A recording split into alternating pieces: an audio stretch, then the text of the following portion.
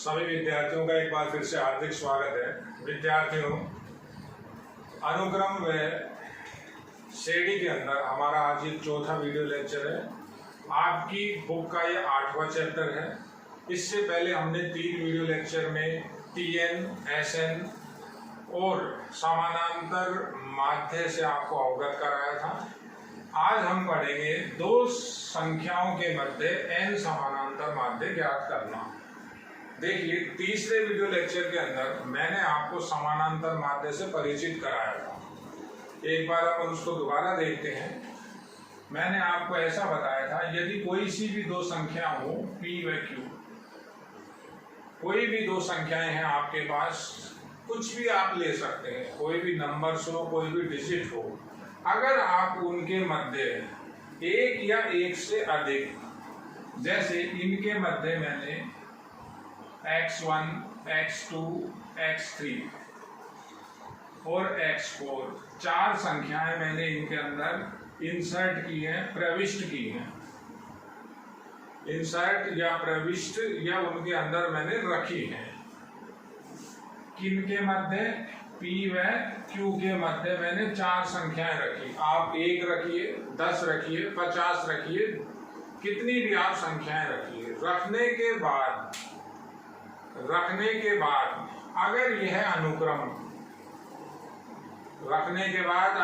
अनुक्रम AP बन जाता है, मान लेते हैं अनुक्रम AP बन जाता है, तो जो आपने संख्याएं रखी हैं उन संख्याओं को हम समानांतर माध्य कहते हैं। उन संख्याओं को हम समानांतर माध्य कहते हैं। किसका समानांतर माध्य कहते हैं? P व Q का। और एक एग्जाम्पल आपको मैं दे रहा हूं, जैसे 5 है और 25 है। 5 और 25 के बीच आपने 10 रखा, आपने 15 रखा, आपने 20 रखा। आपने 5 और 25 के बीच ये 3 संख्याएं रखी। 3 संख्याएं रखने के बाद जो ये अनुक्रम आया है, अब ये अनुक्रम कैसा है? एक समानांतर श्रेणी है, AP है। तो इन तीनों संख्याओं को, किन को? 10 को, 15 को और 20 को हम समानांतर माध्य कहते हैं। किसका समानांतर माध्य? 5 व 25 का। 5 व 25 का AM है। कौन कौन है 5 व 25 का AM? 10, 15 और 20। तो मैंने आपको तीसरे वीडियो लेक्चर के अंदर 2 संख्याओं के मध्य एक समानांतर माध्य बताया था। किस तरह से आपको बताया था वो बहुत इंपॉर्टेंट है, आगे आपको बहुत काम आएगा। पहले उसे ही देखते हैं। 2 संख्याओं के मध्य एक समानांतर माध्य आपको इस तरह से बताया था। आपके पास अगर कोई भी 2 संख्याएं हैं, कोई सी भी आप 2 संख्याएं लीजिए। आपने ली x और z और उसके बीच आपने एक समानांतर माध्य रखा y। अगर ये y समानांतर माध्य है तो ये तीनों संख्याएं AP में हैं। ये क्या हो जाएगी? ये जो आपका अनुक्रम है एक AP है। तो अगर ये एक समानांतर माध्य है, इसको क्या बता रहे हो? AM बता रहे हो। AM किसका है? ये x व z का। तो हमने कैलकुलेशन से निकाला था y बराबर x प्लस z बटा 2। छोटी सी कैलकुलेशन की थी। क्या किया था? एक बार दोबारा देखें। अगर ये AP है, अगर हम इसे AB बता रहे हैं, तो AB के अंदर रूल होता है T2 माइनस T1 किया, दूसरे में से पहले को घटाया, सारवंतर D आएगा, और तीसरे में से मैंने दूसरे को घटाया, T3 माइनस T2 किया तो D आया। दोनों D बराबर y प्लस x बराबर z माइनस y। ये y उधर चला गया, 2y बराबर हो गया, x इधर आ गया, x प्लस z। इससे हमारा ये रिलेशन बनता है। अब इसे आपको बिल्कुल तरीके से समझना है। बार बार आपको ये चीजें काम आएंगी। कैसे काम आएंगे देखिए, समझिए। मैं आपको एक छोटा क्वेश्चन बताता हूं पहले इसके ऊपर। ऐसा कहता है, यदि, क्वेश्चन देखिए आप, इसकी बात अपन बाद में करेंगे। क्वेश्चन कह रहा है यदि x स्क्वायर 5x व 1 समानांतर श्रेणी में है,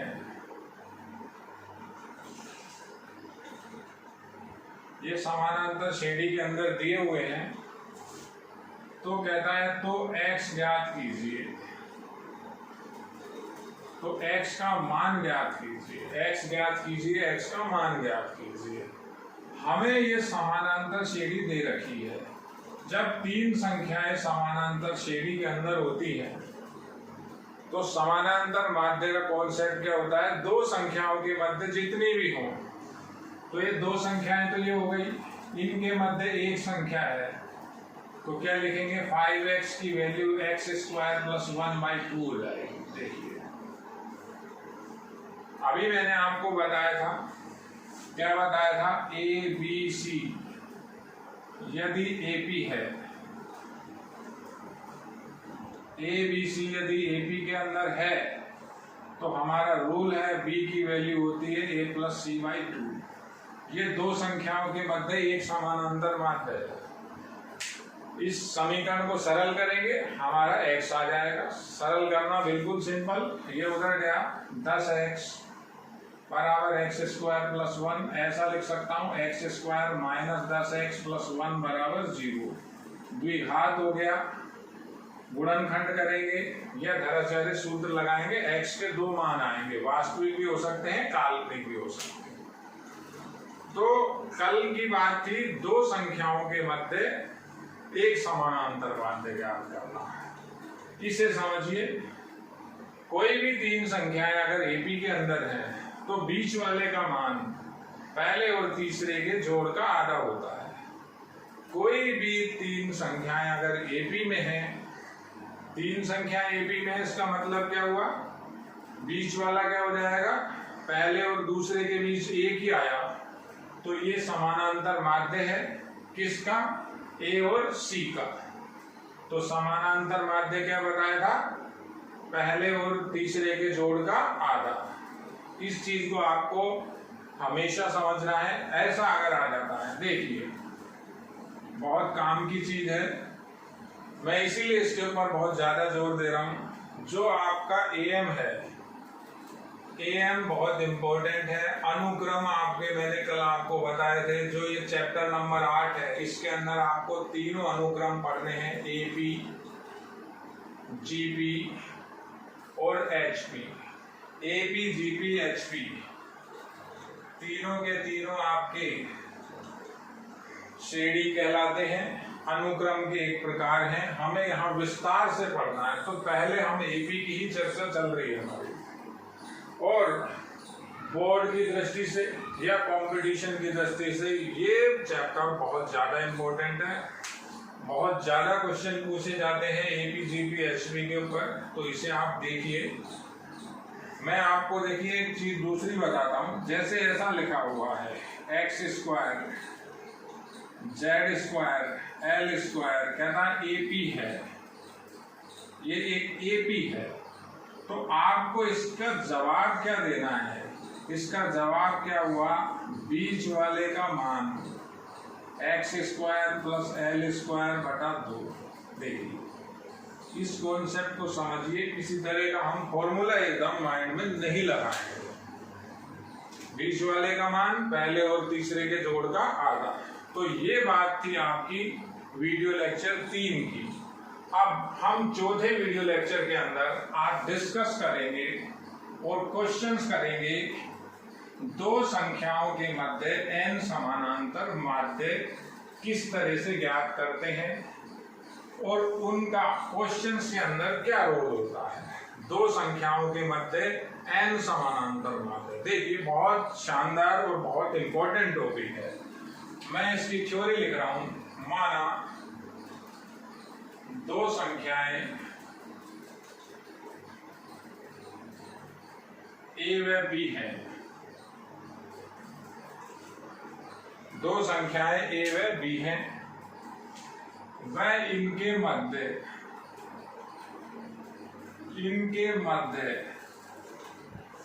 n समानांतर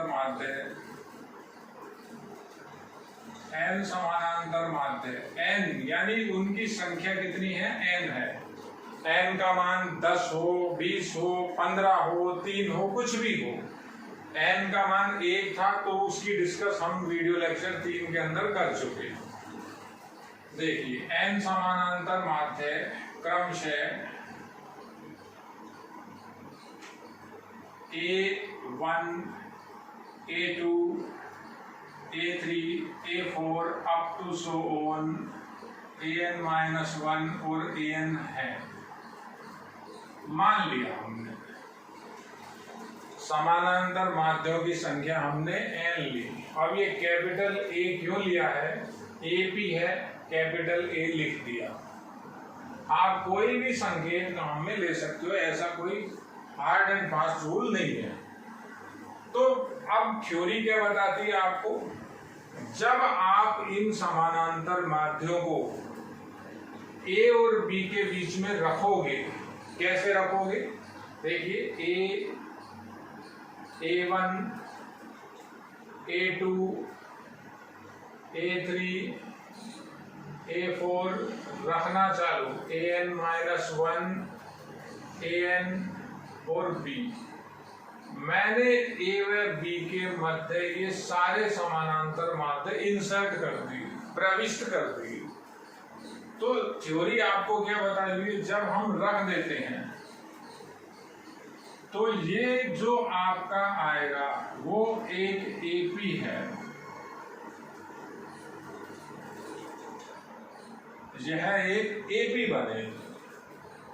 और अगर AP होती है, अगर कोई सी भी AP है आपके पास, कोई भी समानांतर श्रेणी है, जैसे 5, 10, 15, अभी बताया 20, 25, 30, तो 5 और 30 के मध्य जितनी भी संख्याएं आपने रखी हैं, ये सब की सब AM होती हैं। किसकी, पहली और अंतिम की। तो ये एक AP बन गई। अब हमें क्या करना है, सबका मान निकालना है, A1 का, A2 का, A3 का, A4 का, an-1 का और an का। मान किस तरह से आएगा देखते हैं, उसकी बात करते हैं। तो ये तो हमने क्या बता दिया, एक आपकी AP बन गई। देखिए समझिए, ये एक आपका जो अनुक्रम आया AP है, ये क्या हो गई, एक AP है, समानांतर श्रेणी है। अब समानांतर श्रेणी है तो इसके अंदर सबसे पहले हम बात करते हैं कुल पद कितने हैं, कुल स्टेप कितने हैं। देखिए कुल स्टेप कितने, यहां से लेकर यहां तक के, तो ये n स्टेप है, n पद ये है। एक ये रहा n+1 हो गया, एक ये रहा n+2 हो गया, तो कुल पद हो गए इसके अंदर n+2। कुल पदों की संख्या हमें मालूम होनी चाहिए, बिल्कुल क्लियर। प्रथम पद देखते हैं, पहला स्टेप क्या है, प्रथम पद A ही है। अभी हम जनरली उसका संकेत भी A लिखते हैं, तो A ही लिखा हुआ है। अंतिम पद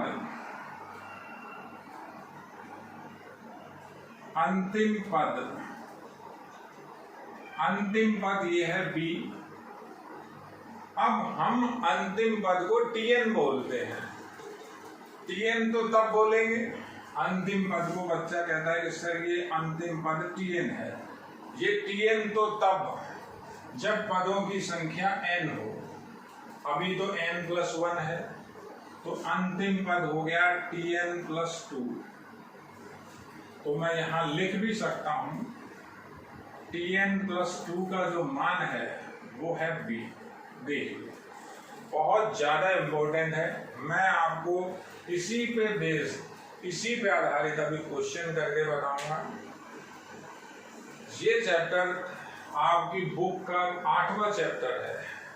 अब कई बार बच्चा कहता है सर सीधा 8वां चैप्टर उठाया है, वो इस कारण से उठाया है, उसका भी कारण है। एक तो एपी आपका थोड़ा सा देखा हुआ था, और बोर्ड और कंपटीशन की दृष्टि से सबसे ज्यादा इम्पोर्टेंट, सबसे ज्यादा महत्वपूर्ण चैप्टर यही है। तो इसमें आपका चाहे कितना ही टाइम लगे, टाइम की आपको चिंता नहीं करनी है, देखना है, आपको समझना है। देखिए आगे देखिए बेटा, ये एक एपी हो गया, कुल पद हो गए n+2, पहला ए हो गया, अंतिम पद हो गया बी, अंतिम पद हुआ यानी Tn+2। n तो ये रहे, एक घेरा n+2 हो गए। अब हमें सबका मान चाहिए, मुझे निकालने क्या है, समानांतर माध्य ज्ञात करने हैं। तो देखिए अब समझना, ये जो पहले लिखा हुआ है T1 है, ये समानांतर माध्य T2 है, ये T3 है, ये T4 है। ऐसे ही ये जो अगला T4 है तो ये T5 है। पद की संख्या 5वां है ये। अब ये जो है आपका वो क्या रहा, चौथा तो 5वां, तो ये nवां है, ये Tn+1 है, और ये अंतिम पद है Tn+2। समझिए बेटा, बिल्कुल क्लियर है। अब A1 का मान लिखते हैं, हमने आपको फॉर्मूले बताए हुए हैं। A1 बराबर, A1 का मान, A1 कौन सा स्टेप है इसका, T2 है, तो T2 का मान लिखें। T2 का मान क्या होता है, A+D। A2 लिखें, A2 तीसरा स्टेप है, A+2D लिखते हैं। A3 चौथा स्टेप है, A+3D। चौथा लिखें A+4D। चौथा समानांतर माध्य तो 5वां पद है, ये देखिए ऐसे ये चलता रहेगा, ऐसा लास्ट में आएगा T, ये AN,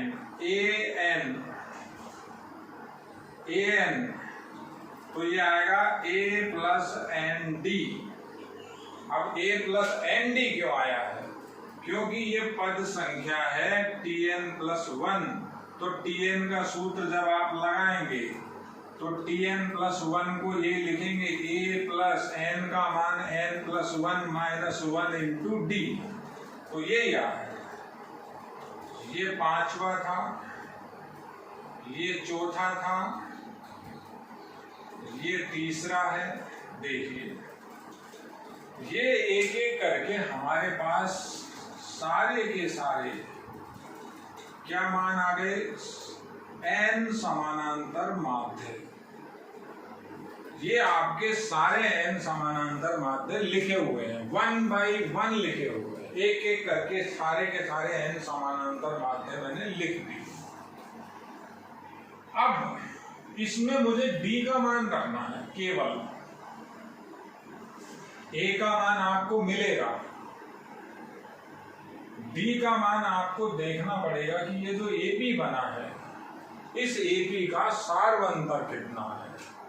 तो सारवंतर हम कैसे निकालेंगे, हम इस अंतिम पद से गणना करेंगे।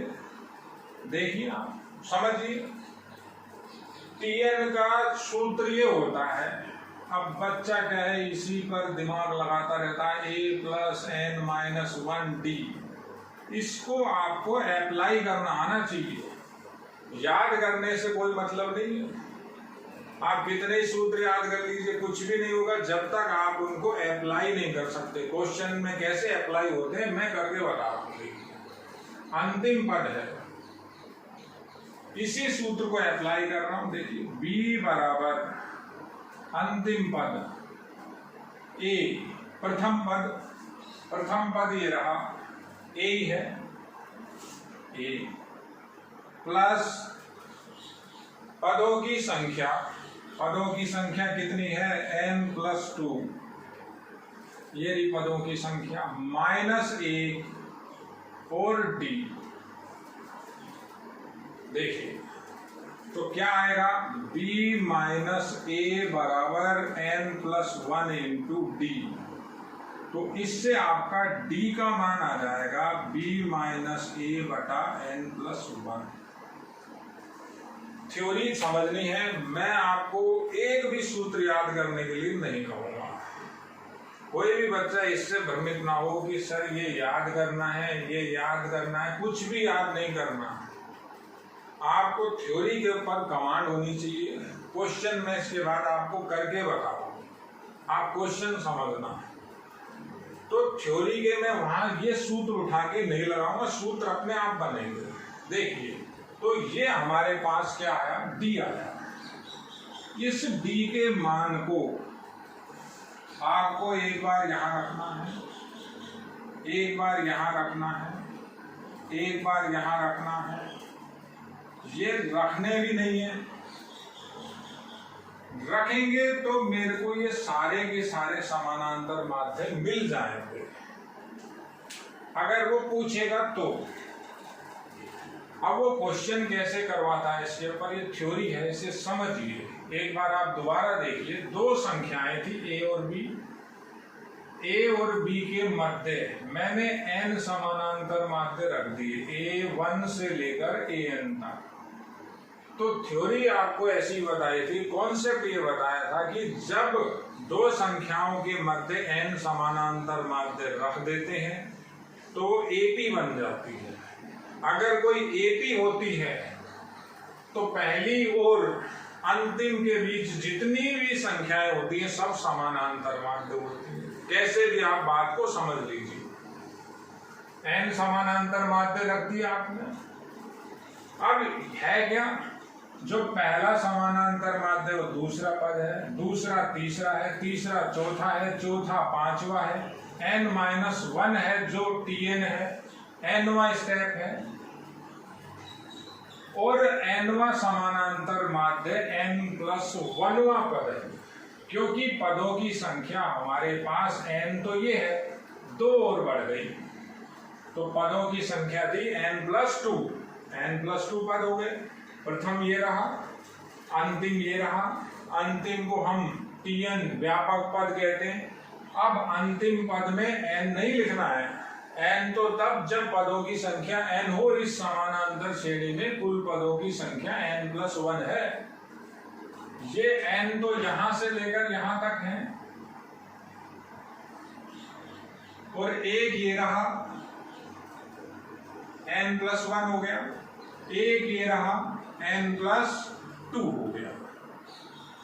तो मैंने क्या किया, सब में समानांतर श्रेणी का फॉर्मूला लगाया। T2 को लिखा a+b, T3 a+2d, T4 a+3d, T5 a+4d, Tn+1 ये रहा a+nd। तो n+1 -1 किया था तो nd बच गया। इन सबके नाम है 1 से लेकर n तक के समानांतर मान। अब d का मान कैसे निकाला है, हमने अंतिम पद को उठाया है, अंतिम पद tn, तो यहाँ tn+1 हो गया, b बराबर a प्रथम पद प्लस पदों की संख्या -1 इंटू d, तो 1 n+1 हो गया, इससे भाग दे दिया, d आ गया। अब ये d अगर आप यहाँ रखते हो तो सारे के सारे समानांतर माध्य आपको मिल जाएंगे। अब इसी के ऊपर मैं आपको क्वेश्चंस बता रहा हूँ। दोनों क्वेश्चन बहुत इंपॉर्टेंट है, दूसरा ज्यादा इंपॉर्टेंट है। पहला आपको एग्जाम्पल समझाने के लिए, ये जो अपन ने थ्योरी समझी है इसी के ऊपर मैं आपको एक एग्जाम्पल करा रहा हूँ। देखिए आप, बहुत इंपॉर्टेंट है ये। देखिए किस तरह से इसके अंदर हम अब काम करेंगे आगे। यहां कोई चीज आपको याद नहीं करनी है, समझना है, केवल और केवल समझने का काम है। इसी के ऊपर हम एक क्वेश्चन कर रहे हैं। देखिए पहले देखिए मैं लिख रहा हूं 2 है, 2 संख्याएं लिख रहा हूं। देखिए समझिए 2 है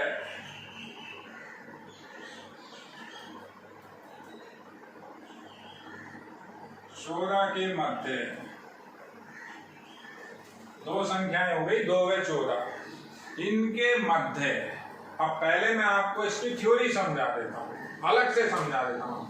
2 व 14 के मध्य अगर समानांतर माध्य निकालेंगे तो देखिए समझ लीजिए 2, 4, 6, 8, 10, 12 ये एक समानांतर श्रेणी होती है। 2 व 14 के मध्य ये संख्याएं आती है 1, 2, 3, 4, 5 के मध्य 5 समानांतर माध्य ज्ञात कीजिए। अब ऐसा नहीं लिखना है कुछ भी, ये नहीं बना के आना है, आपको इसको तरीके से ही जवाब देना है। ये तो एक शॉर्ट बता दिया, आप उस चीज को समझिए। क्वेश्चन ये रहा, कह रहा 2 व 14 के मध्य 5 समानांतर माध्य ज्ञात कीजिए। हल कैसे करेंगे? हर चीज को तरीके से उसको एक्सप्लेन करना है, समझाना है, बहुत सिंपल है। भाषा है, पहले भाषा ही लिखनी है। हल के अंदर लिख रहा हूं, माना के मध्य 5 समानांतर माध्य। मैं आपको जो अभी इससे पहले इसकी थ्योरी बताई है उसका कोई भी सूत्र नहीं लगाऊंगा, वो बस उसका कॉन्सेप्ट समझना है आपको। 5 समानांतर माध्य A1, A2 up to so on A5 है। 5 समानांतर माध्य मैंने ये मान ली। तो अब बेस क्या है? जब ये 2 व 14 के मध्य इनको रखूंगा तो AP बन जाएगी। तो क्या लिखें? तो 2 A1, A2, A3, A4, A5 पांचों को रख दिया। कहाँ रख दिया? 2 व 14 के मध्य रख दिया। अब ये क्या हो गया? ये एक AP है, यह एक समानांतर श्रेणी है। समानांतर श्रेणी आपकी बन गई।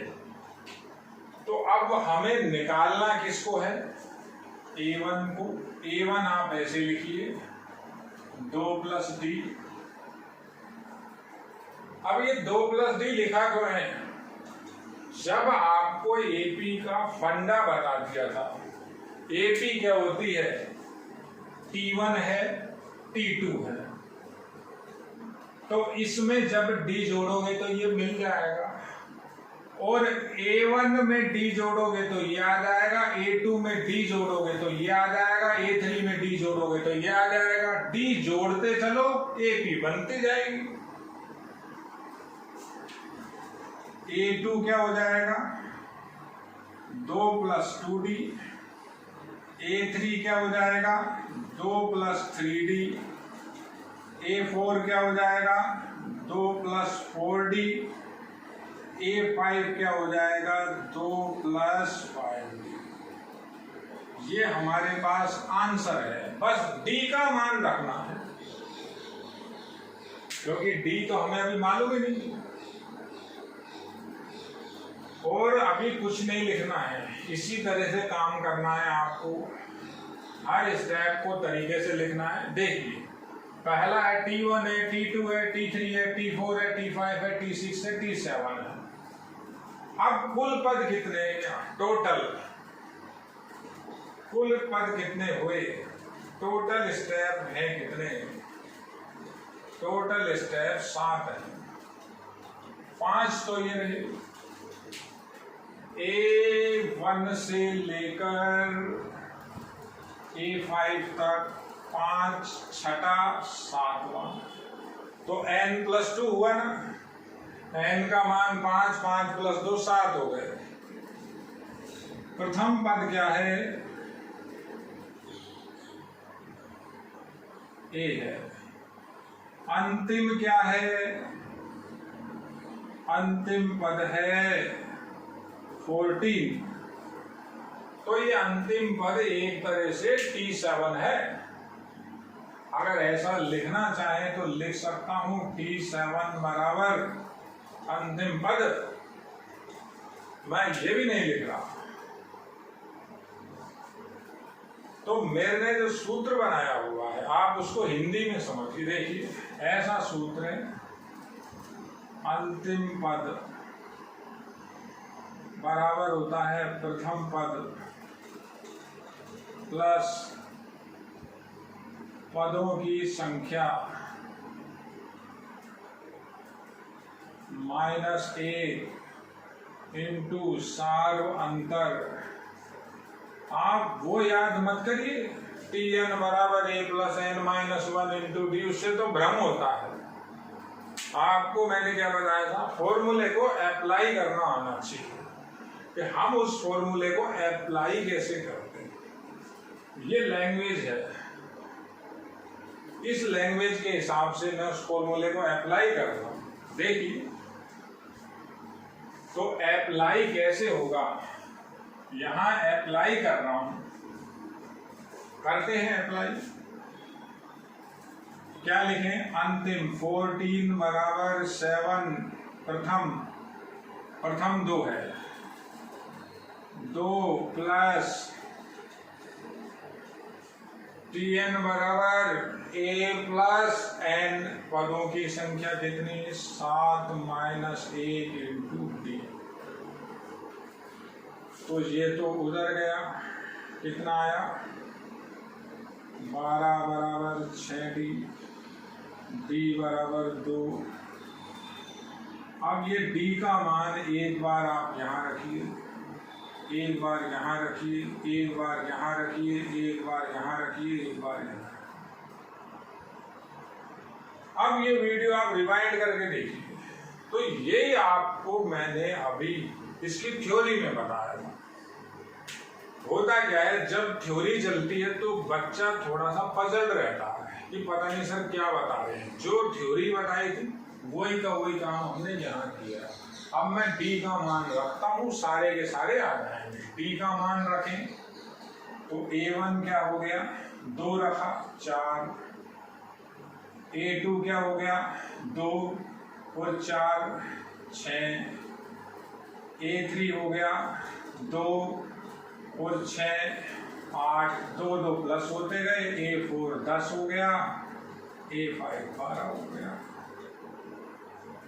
ये हमारा आंसर है। ये तो सिंपल क्वेश्चन की बात है। देखिए, समझिए, इसी के बेसिस पे अपन इम्पोर्टेंट क्वेश्चन कर रहे हैं। देखिए, बहुत शानदार टॉपिक है ये। इसका आपको एक एक वीडियो बहुत अच्छे से समझना है बेटा। मैं आपको नोट्स भी भेज रहा हूँ इसके। आपका ये 8वां चैप्टर है। मैंने वहां एक बार गलती से 9वां चैप्टर लिख दिया था, तो क्योंकि कारण क्या है, मेरे पास बुक अवेलेबल नहीं है, तो मुझे 9वां ध्यान रह गया था। फिर एक बच्चे का फोन आया था, तो बच्चा कह रहा है सर ये 8वां चैप्टर है, हमने अब 8वां नाम दे दिया। क्वेश्चन देखिए बेटा, अगला क्वेश्चन बहुत ज्यादा इंपॉर्टेंट है। क्वेश्चन लिख रहा हूं, 1 व 51 के मध्य n समानांतर माध्य है, n समानांतर माध्य यानी AM है। 1 व 51 के मध्य n समानांतर माध्य हैं। यदि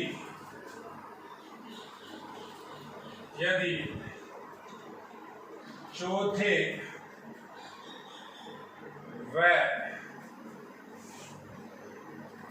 सातवें समानांतर माध्य का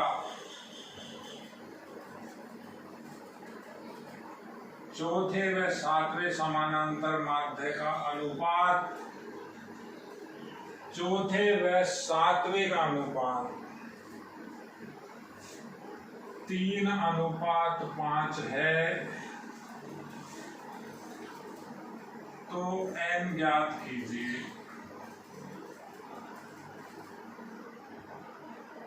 देखिए बेटा, क्वेश्चन है, समझिए।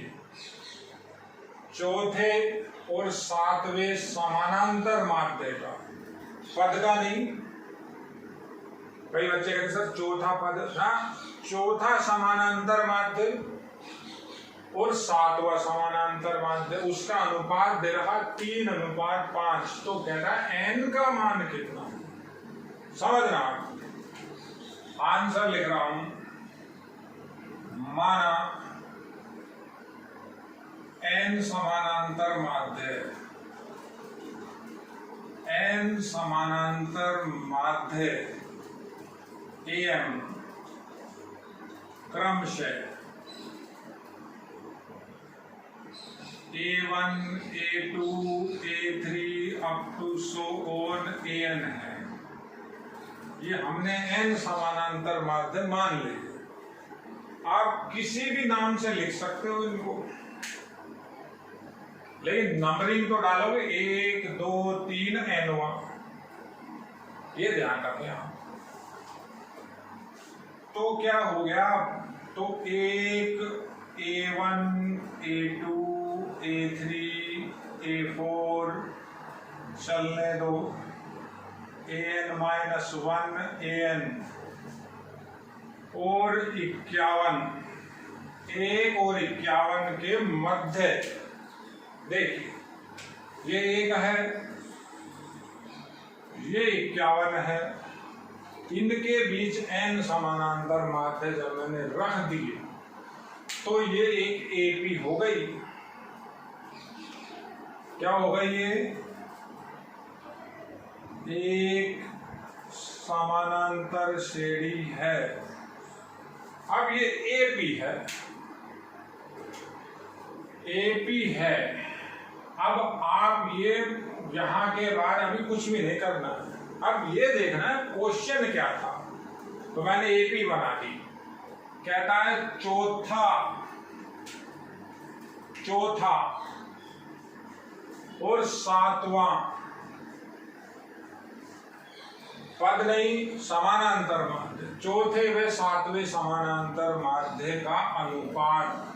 चौथा क्या हो गया, A4, सातवां A7, अनुपात है 3:5। ये गिवन है, ये दे रहा है।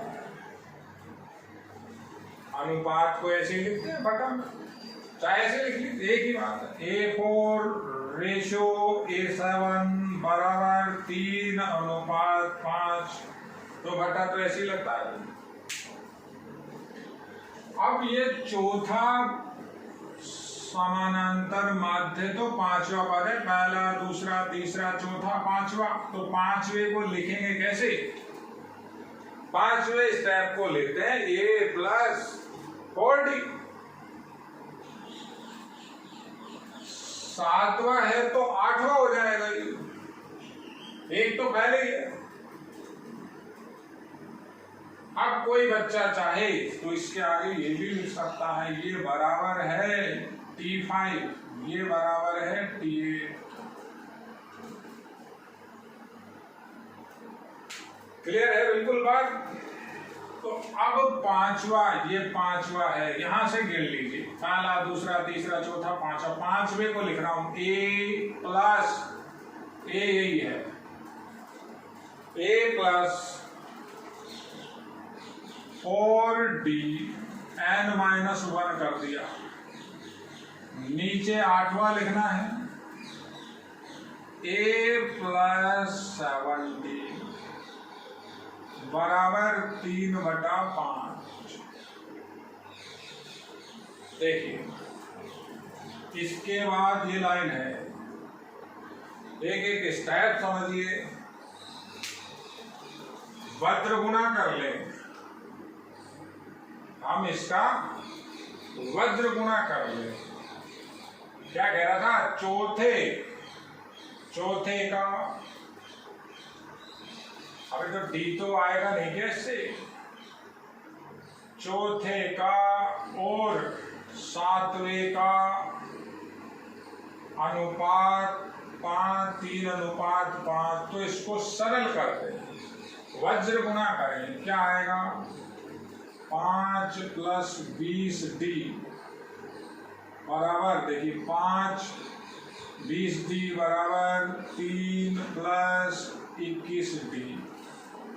ये 20 उधर गया, इधर d बच गया, ये 3 उधर गया, इधर 2 बच गया, d का मान तो 2 आ गया। अब कई बच्चे सोच रहे हैं सर d का तो कोई चक्कर ही नहीं है, d तो पूछ ही नहीं रहा, पूछ तो m रहा है, आप d क्यों निकाल रहे हो? तो जब बेटा d आएगा तो ही n आएगा, n पूछ रहा है। अब n कैसे आएगा? कुल पदों की संख्या कितनी है इसमें? n तो यहां से लेकर यहां तक है,